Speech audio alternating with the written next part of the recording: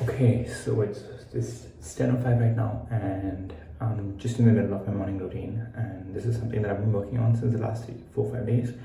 But essentially, this is the part of my morning where it's called the SIS that I like to call it, but it's basically a combination of going in the shower, like a hot water shower, or then taking some ice and just applying on the face, and then just going for a sun exposure thing. So it's just like a more 30-minute thing where each of these three things happens, but this really helps me set up my day in a better way. So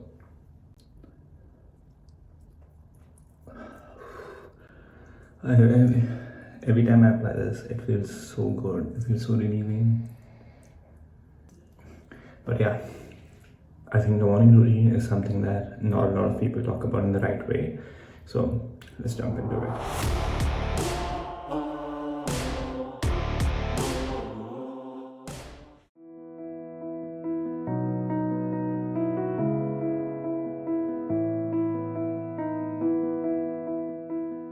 So I basically have balance of working most of the time from the office, but then I also have days when I try to work at home, or maybe hours when I work at home, so just before I head to the office. But the idea is that I'm trying to get most of my creative or the thoughtful process done before, or that's best suited for that particular environment. So the environment, the music you hear, all of those things really affect the quality and the type of work that you do. So just over watching a lot of videos, I've started getting that into practice. So as someone who has to work as a social media owner of an agency, I think it definitely makes sense to see how you can best utilize your time, because as of now, when you have such a short, super lean team, you've got to do a lot of stuff in terms of operational stuff. So looking at what the team is doing, whether things are actually in sync, talking to the clients, making calls, having meetings with them. You've also got to set up meetings with prospective clients, and you've got to research those prospective clients first. You've got to prepare plans.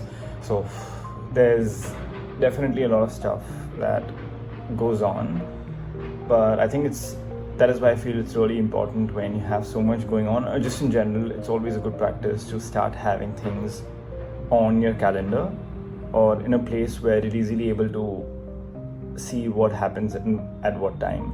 And I think there are different ways to go about it. I think whatever suits your individual needs, but I feel that at least maybe I'm some kind of a person for whom a calendar sort of really works well, because I think time is the most uniform thing that everyone has in the day. We've all got 24 hours.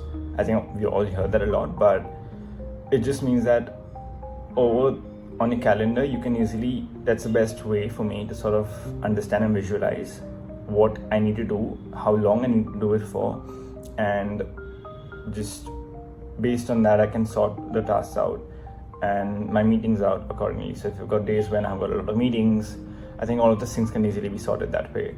But the main thing I wanted to talk about today is an issue that I feel not a lot of people address it, but it's called decision fatigue, or also as a decision paradox sort of a thing. I mean, I might get the technical term wrong, but the idea is that, so if you take most of the famous people, they all have one of the things in common, which is they try to minimize the decision process or the selection process in terms of, say, clothes, or say what I need to wear tomorrow, or just what they usually wear and carry out. So it could be maybe a same color, a same brand, those types of things. But the idea is to just minimize the process and plan better, so that you just have to do it in a repetitive manner without thinking much about it. So it's more about the automaticity part of it. And I think that's really holding true for the daily stuff in terms of just planning, in terms of what you have to get done. Because what I've been experiencing now is that when I don't have my day planned out versus when I have my day planned out in terms of what I need to do, sure, you do have an entire day blocked out, which means you've got less flexible time. But I think the main idea is that you're coming from a place where you want to make the best use of your time. And I think from that point of view, when you actually have stuff planned out and like you've got a particular time block on your calendar for just free space, or for family time, or for exercise, even if you schedule time for just scrolling through reels on Instagram, which otherwise would have taken an hour and a half. The moment you block out time for say half an hour, you know that maybe at 4:30 in the day, after I'm done with work, or maybe a midday break, I do have time to look at my social media. And I think that's really key because it changes the entire mindset that you go through in the day, because you know you have time blocked, and that's when you've got to take care of that thing.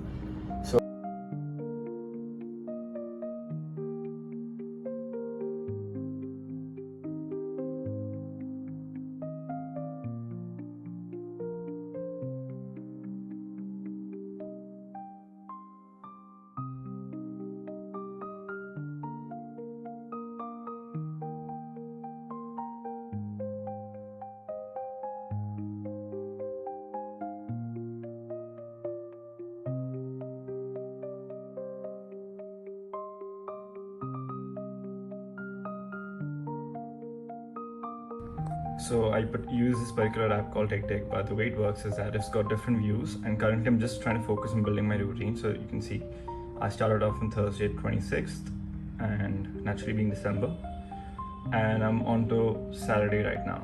But I'm using the weekly view to sort of synchronize and try to copy paste the work that I've been doing maybe a day before. So for example, I'm copy pasting Thursday stuff because I know that I had breakfast maybe at 9:15. So the same thing would come in here from 9:15 to 9:45 is breakfast. So the idea is that you've got to start figuring out what works for you in terms of a routine, and in general in terms of planning a day out.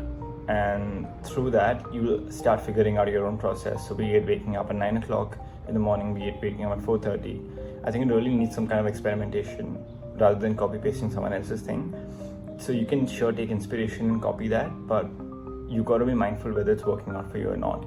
And through that, you start making a couple of edits, fine tuning on the calendar, and through that, you finally get what's called your ideal morning routine, which could just be maybe one activity. So like you have breakfast after waking up, and that's it. That's something that sets you up for the day. You don't have to have an elaborate 2-hour routine or so. But I think the idea is that gradually you start working on building it. You start small with one habit, you do it consistently, you add another one, you do it consistently.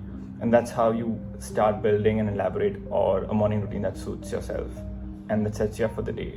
So I think that's really key, is that having some kind of routine that suits you, but at the same time, from a decision point of view, making sure that you're minimizing the time you're spending on actually deciding what needs to get done. So either it be a to-do list, either it be a calendar that you follow, or maybe a notebook that you have.